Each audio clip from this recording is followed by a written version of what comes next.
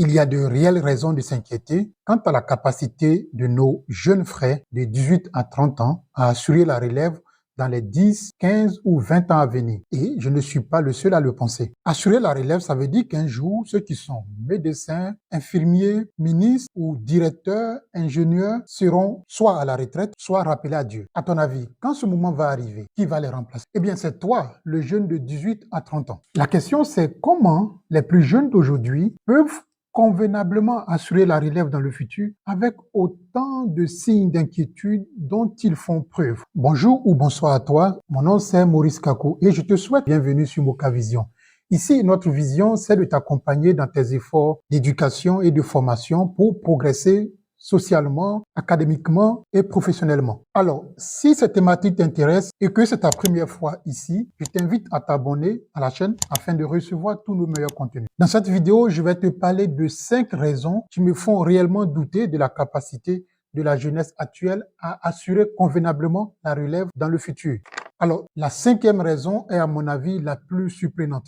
Donc, je t'invite à rester jusqu'à la fin pour la découvrir. Avant de commencer, alors, il faut que ça soit clair. Un bon parent souhaite toujours que ses enfants fassent mieux que lui. Et nous, vos grands frères, nous essayons de faire de notre mieux. À mon sens, nous, vos grands frères, avons décomplexé notre communauté vis-à-vis des autres communautés. Et puis, nous essayons quand même d'entreprendre et de se mettre à niveau par rapport aux autres communautés. Il est donc intéressant que nous puissions donner des conseils à nos petits frères. Ça peut frustrer, mais ça rentre dans ce sens-là. La première raison, c'est la passion que nos petits frères et petites sœurs ont pour les futilités. Les futilités, c'est tout ce qui ne t'apporte aucune valeur ajoutée à ton quotidien, mais qui devient ton centre d'intérêt et d'attention. Je pense par exemple à ce buzz et attention autour de cette vidéo d'une jeune dame qui était en train de danser en faisant trembler sa poitrine. Cette vidéo est tellement devenue le centre d'attention de beaucoup de jeunes au point où la jeune dame est devenue une vedette qu'on invite sur les plateaux de télévision. Et les jeunes ont fait de ce geste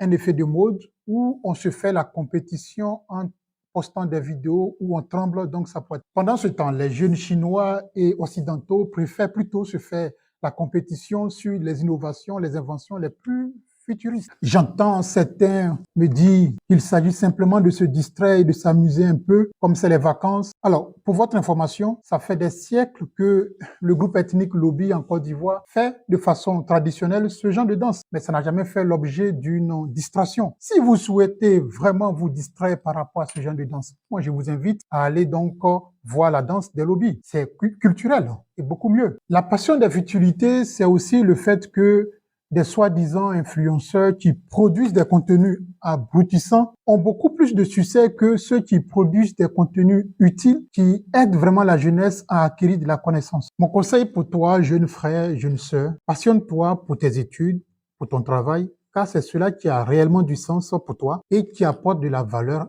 à la société. La deuxième raison de mon inquiétude, c'est le culte que les moins de 30 ans vouent au sexe et aux relations de couple. Si tu observes bien et tu fais attention, tu vas voir que 80 à 90% des publications des plus jeunes sur les médias sociaux comme Facebook, WhatsApp ou TikTok portent sur le sexe ou les relations de couple. Par exemple, un vrai pain, c'est celui qui est financièrement capable. Est-ce que la taille compte? Bon, tu n'as aucune source financière, tu dors encore chez tes parents, et c'est toi qui parles de vrai pain. Alors, pour les non-ivoiriens, un vrai pain, en fait, c'est un monsieur ou bien une dame ou une demoiselle qui est très désirable pour faire un couple ou pour une relation. Ce culte du sexe a conduit à l'émergence de prétendus coachs sexuels ou de couples qui font de la vulgarité leur fond de commerce. Leurs conseils ne valent même pas 2 balles. Pourtant, elles sont suivies ou ils sont suivis par des millions de jeunes. Et puis, il y a ces jeunes dames ou filles qui, par le simple fait d'exhiber leur poitrine ou leurs fesses, ont des millions d'abonnés sur les médias sociaux. Jeune frère, si c'est vraiment ce que tu as envie de voir, crois-moi, il y a des sites spécialisés pour ça. Mais évidemment, je te déconseille ça pour le moment. Par contre, ce que je te conseille,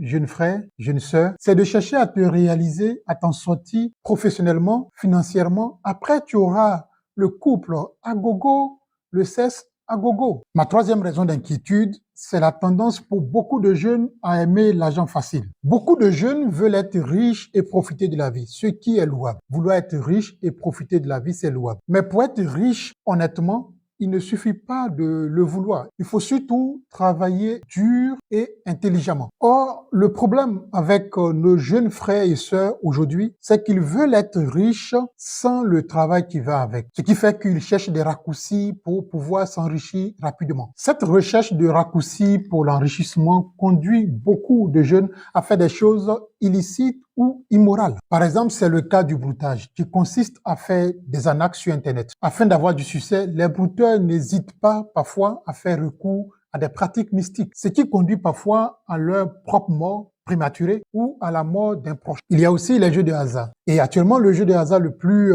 populaire auprès des jeunes, c'est le pari sportif, qui consiste donc à faire des paris sur Internet, sur des sites spécialisés. Et aujourd'hui, beaucoup de jeunes jouent à ça. On le voit sur Internet, dans les vidéos faites par certains influenceurs, on le voit dedans, en donnant leur code de paris sportif, tout ça. Ces genres de jeux ne vont jamais vous enrichir. En tout cas, si votre objectif est d'être riche et de profiter de la vie, c'est pas avec ça. Vous aurez peut-être quelques sommes d'argent quelquefois, mais vous n'allez pas vous enrichir avec ça. Chez les jeunes dames, malheureusement, la voie d'enrichissement la plus facile qu'elles ont trouvée, c'est la prostitution. Et dans un reportage d'une chaîne de télévision, on a estimé que près d'une fille sur 10 de moins de 30 ans vend ses services sexuels sur Internet. Mon conseil pour toi, jeune frère, jeune sœur, tu peux réellement t'enrichir honnêtement si tu travailles dur et intelligemment avec un objectif en tête. Ma quatrième raison d'inquiétude, c'est le niveau scolaire qui est en berne chez beaucoup de jeunes. Alors, pour s'en rendre compte, je te mets au défi, en tant que nouveau bachelier, de traiter le sujet de bac dans ton domaine qui date des années 80, 90 ou même 2000. Tu vas tout de suite te rendre compte que c'est du costaud par rapport à ton bac de cette année. Bien évidemment, cela n'enlève absolument rien au mérite de ton bac cette année et félicitations. Mais qu'est-ce que cela veut dire? Cela veut dire simplement que plus on avance dans le temps, plus on simplifie la complexité des études primaires et secondaires, peut-être même supérieures. Ce n'est pas forcément mauvais de simplifier la complexité des études primaires et secondaires, compte tenu du contexte technologique actuel qui est réellement supérieur au contexte de ces époques-là. En tout cas, le sentiment général est que le niveau général des élèves, voire des étudiants, a grandement baissé, au point où c'est presque un parcours de combattant pour un élève d'aujourd'hui d'écrire 2 ou 3 phrases sans faire de faute. En tout cas, quand on est incapable, par exemple, d'utiliser correctement une langue d'éducation et de travail, il devient encore plus difficile d'innover et de créer en réfléchissant dans cette langue-là. Mon conseil pour toi, jeune frère, jeune sœur, c'est qu'aujourd'hui, l'information et les formations sont gratuitement et abondamment